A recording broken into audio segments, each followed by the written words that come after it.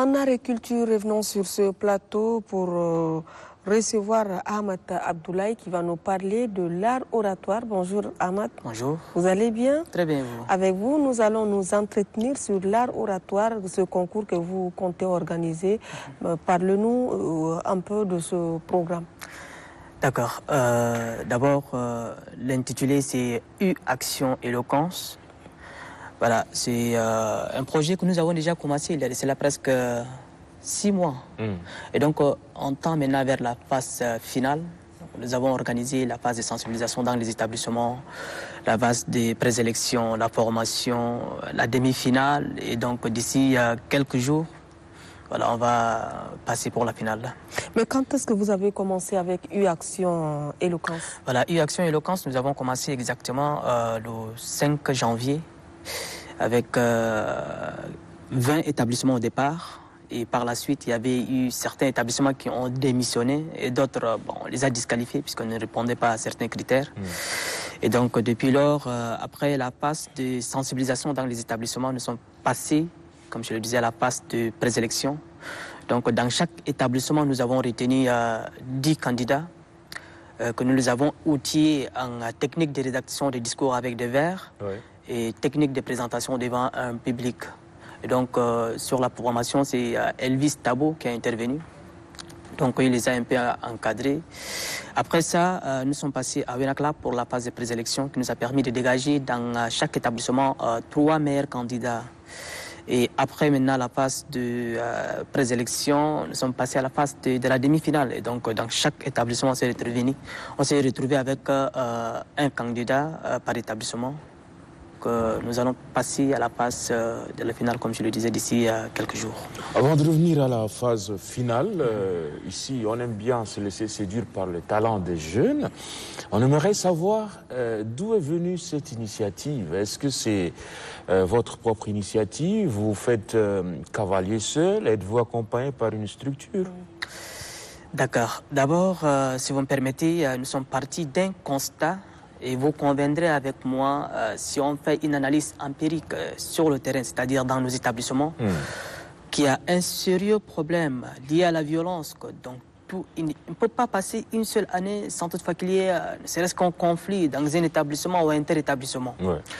Et c'est dû, je pense suite à notre analyse, c'est dû à une seule chose, le manque de dialogue et l'accumulation d'énergie positive, surtout d'intelligence en ce milieu jeune.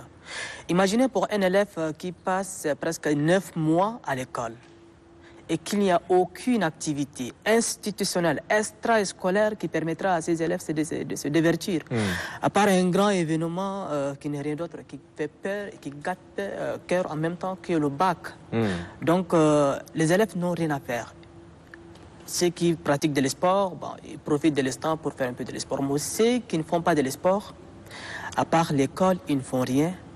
Et là, ça crée une énergie positive accumulée. Et quand ça explose, ça devient de la violence. Voilà, de la violence. Ça, c'est le premier constat. Le deuxième constat est que il s'est avéré que chaque année, il y a le concours international d'art oratoire qui s'organise à Paris, Panthéon 1, Sorbonne, et que la plupart des pays africains participent, sauf le Tchad. Je ne sais pas pourquoi. Alors que nous avons des grands orateurs, des super jeunes qui peuvent bien s'exprimer. Donc, on s'est dit qu'il est préférable de former une petite équipe, d'accompagner le jeune et par la suite, si possible, envoyer aussi une délégation tchadienne prendre part à ces concours internationaux. Mais malheureusement, on a fait de notre mieux, ça n'a pas marché. Mais on espère pour l'année prochaine faire en sorte pour envoyer une équipe. Voilà. Donc, concernant l'aspect soutien, puisque au départ, c'était une initiative entre nous jeunes.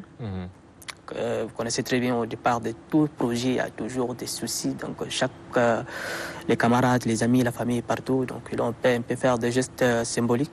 On a lancé le projet. Et en plein chemin, Youth Connect nous a appuyés. Donc, maintenant. Et vous êtes constitué en association ou un groupe de jeunes? Voilà, c'est une association. D'accord. Oui. Action sociale des jeunes pour le développement durable. D'accord. Donc, je suis le secrétaire général. D'accord.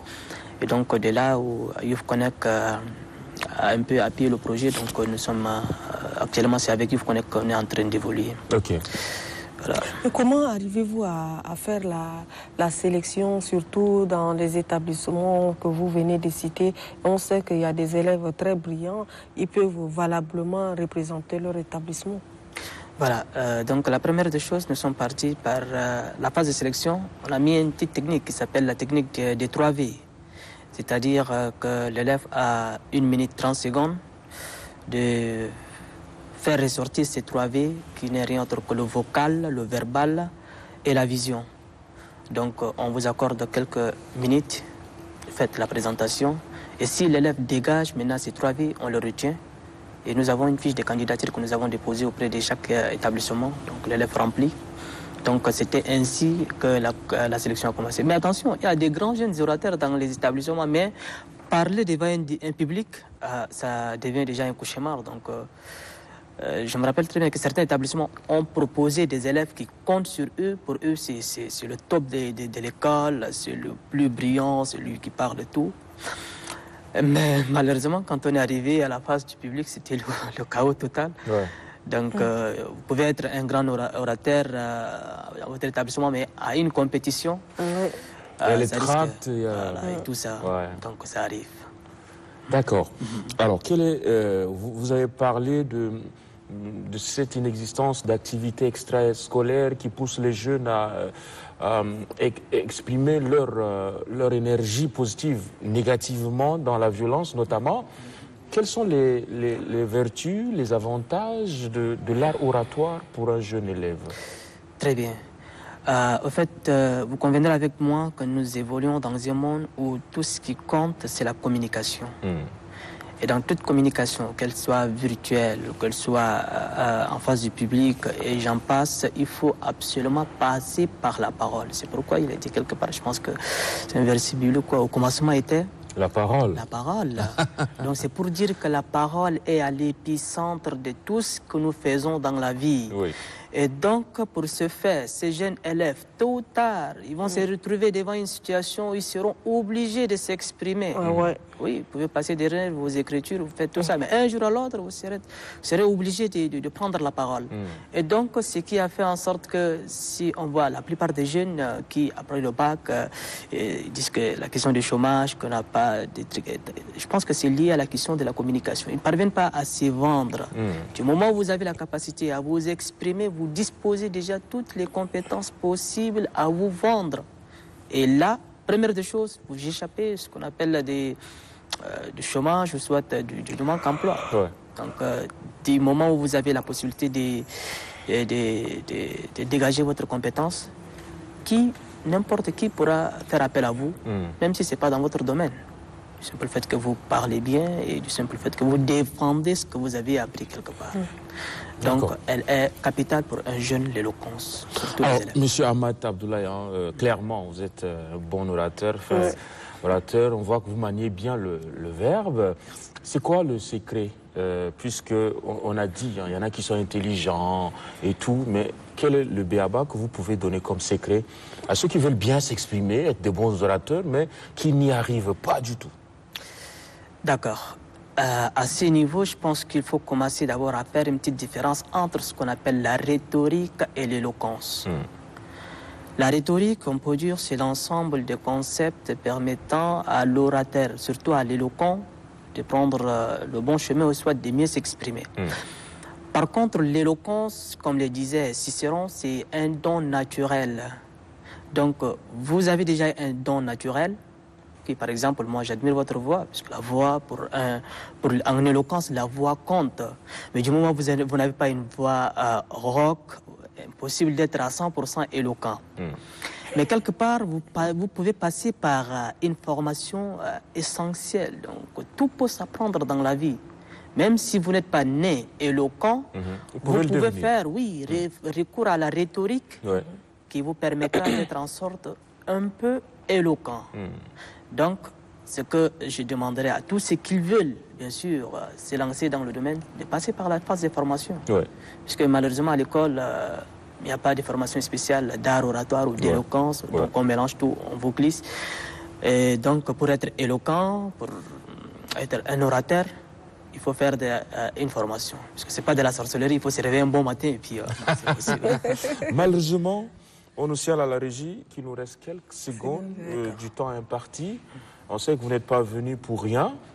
On vous laisse tout au plus 30 secondes pour profiter de cet entretien, c'est-à-dire nous dire concrètement comment ça va se passer, la finale, comment vous accompagner, comment être présent, parce que moi j'adore assister à des concours oratoires. Super. Ouais. Là, je pense que d'ici le 6, ça serait pour la toute première fois de l'histoire du Tchad qu'un tel concours s'organise.